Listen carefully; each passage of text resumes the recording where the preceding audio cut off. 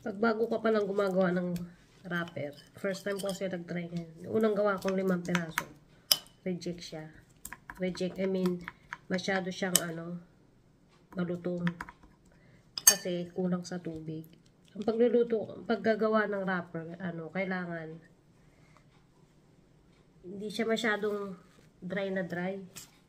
Tsaka yung mga gilid na ganito, gupitin lang. Kasi kahit sa palengke nabibili, ganun din naman. Yan.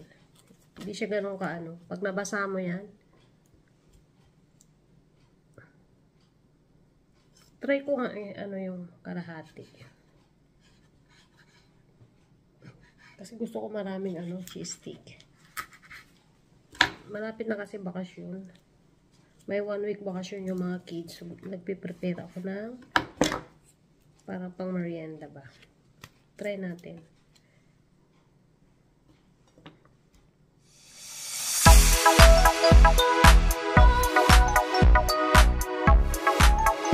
Kaya pala. Kaya siya. Hindi siya makapal masyado. So, better nakaputi.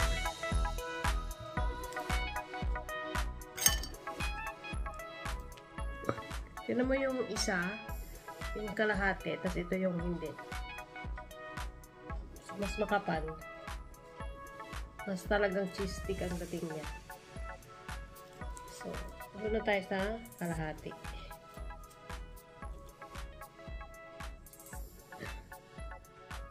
Mataba pa yung cheesecake ko. Ay, cheese stick ko.